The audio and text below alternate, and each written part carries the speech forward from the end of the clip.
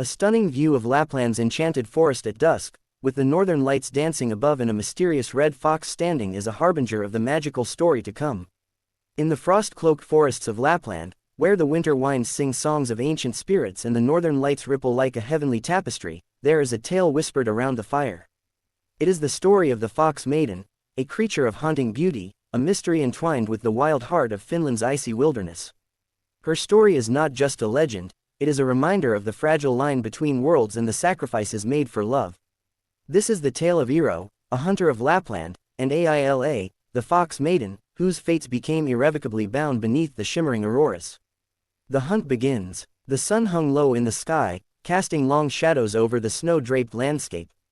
Eero tightened his fur-lined cloak against the biting cold.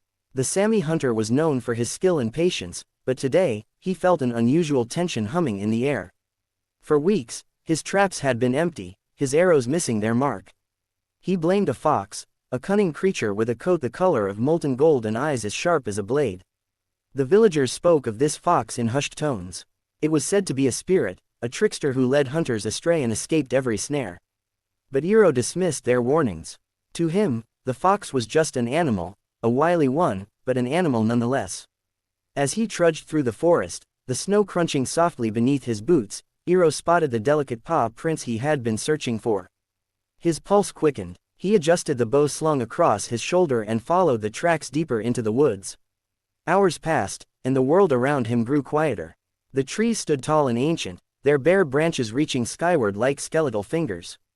The sun dipped lower, bathing the forest in hues of blue and gray. Eero's breath frosted in the frigid air as he pressed on, the fox's tracks leading him further from familiar paths. And then he saw it. The fox stood atop a snow-covered ridge, its fur glowing like embers against the white backdrop. Its amber eyes locked with his, and for a moment, time seemed to freeze. Eero raised his bow, but something in the creature's gaze stopped him. It wasn't fear he saw, it was something else, something almost human. Before he could fire, the fox turned and darted into the trees, its tail flicking like a flame. Without thinking, Eero followed. Eero, the Sami hunter, tracks the elusive fox through Lapland's snowy forest, guided by faint paw prints under the glow of the northern lights. Into the enchanted forest, Eero plunged deeper into the forest, the snow growing thicker and the air colder with each step. The fox's tracks wove an erratic path, leading him over frozen streams and through thickets of birch and pine. It was as if the creature were toying with him, testing his resolve. As the sun disappeared completely, the northern lights unfurled across the sky, their colors swirling in ethereal patterns. The forest seemed to come alive under their glow.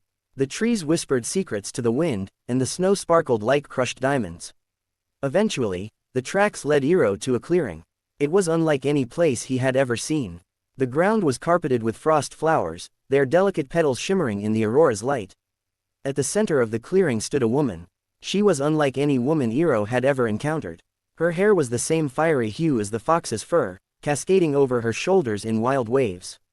Her amber eyes glowed with an otherworldly light, and her movements were as fluid and graceful as the auroras above. "You've followed me far, hunter," she said, her voice soft but commanding. "Why?" Eero's heart pounded in his chest. I seek the fox," he stammered. "It has eluded me for weeks." The woman's lips curved into a faint smile. "And now that you've found it, what will you do?" Eero hesitated, unsure how to respond. The woman stepped closer, her gaze piercing. "You tread on sacred ground, Eero of the Sami. Do you know who I am?" He shook his head, though a part of him already suspected the truth. "I am Aila, the Fox Maiden," she said. "This forest is my home, and you are not welcome here." A fateful encounter. Eero should have been afraid. The stories of the Fox Maiden were enough to make even the bravest hunters turn back. Yet, standing before her, he felt no fear, only awe.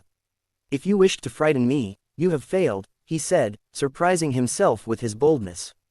Aila raised an eyebrow, clearly amused. "Is that so? Then perhaps you are braver than most." For reasons he couldn't explain, Eero found himself lowering his bow. "Why do you lead hunters astray?" he asked. "Why not let us live in peace?" "Peace?" Aila laughed, though there was no malice in it. "You call it peace when you set traps and take lives without thought. The forest has watched your kind for centuries. You take, but you do not give." Her words stung, but Eero couldn't deny their truth. I hunt to survive, he said. My people depend on me.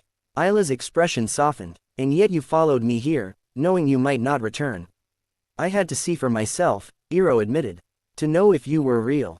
Aila regarded him for a long moment, her amber eyes searching his. Finally, she said, then stay, hunter, and see what lies beyond the stories. The bond grows. Over the days that followed, Iro remained in the forest, drawn to Isla's presence like a moth to a flame. She showed him the hidden wonders of her world, the crystalline caves where spirits whispered, the glades where frost flowers bloomed year-round, and the rivers that ran with water so pure it sparkled like silver. For her part, Aila found herself growing fond of the hunter. Despite his initial arrogance, he listened with genuine curiosity as she spoke of the spirits and the delicate balance of the forest. He was not like the others who had come before him, seeking only to conquer or destroy. Their bond deepened with each passing day. Iro began to see the forest not as a place to conquer but as a living, breathing entity. And Aila, who had spent centuries wandering alone, found solace in Iro's company. But their happiness was fleeting, for Isla's nature as a fox spirit meant that she could never truly belong to the human world. Aila, the Fox Maiden, reveals herself to Iro in an enchanting forest clearing under the shimmering northern lights, surrounded by frost flowers and an air of mystique. The spirits, warning. One night, as they sat beneath the northern lights, Aila turned to Iro with a troubled expression. You must leave, she said, her voice trembling. The spirits grow restless. They do not approve of our bond. Iro took her hand, his calloused fingers brushing against her soft skin. Let them be restless, he said. I will not leave you. Aila shook her head. You don't understand. The spirits are not kind. They will punish you, and me, for defying them. Then let me speak to them, Iro said. Let me prove my intentions. Isla's eyes widened. Do you know what you're saying? The spirits do not test lightly. You could lose everything. Iro met her gaze. I would rather face their wrath than live without you. The trial. At Isla's guidance, Iro journeyed to the spirit circle, an ancient glade where the boundary between worlds was thinnest. The air crackled with energy, and the trees seemed to bow under the weight of unseen eyes. The spirits appeared as shimmering forms, their voices echoing like the wind through the trees. Why do you seek to defy the natural order, mortal? They asked. Iro stood tall, though his heart pounded in his chest. I seek only to be with the one I love. The spirits laughed, a sound both beautiful and terrifying. Love, you would risk your life for such a fleeting thing? Yes, Iro said firmly. I would. The spirits grew silent, their forms shifting like smoke. Then prove it, they said. Prove that your love is true. What followed was a series of trials, tests of courage, wisdom, and selflessness. Iro faced his deepest fears, endured unbearable pain, and made impossible choices. Through it all, he thought only of Aila, her amber eyes guiding him like a beacon.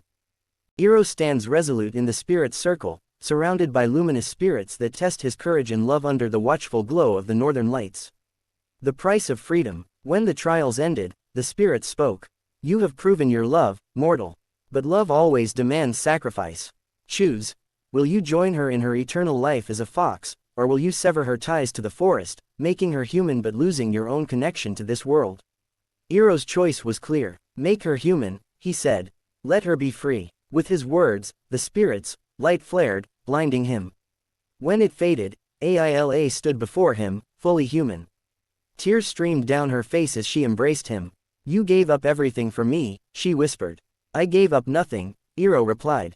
I gained everything. A life together. Iro and Aila returned to his village, where they built a life together. Though Aila missed the forest, she found joy in her new existence. Iro, too, found peace in knowing he had done what was right. Their love became a legend, a story told by the firelight to remind future generations of the power of love and the sacrifices it demands. Iro and Aila embraced their new life together in a Sami village, surrounded by warmth, acceptance, and the eternal glow of the northern lights symbolizing their love and unity.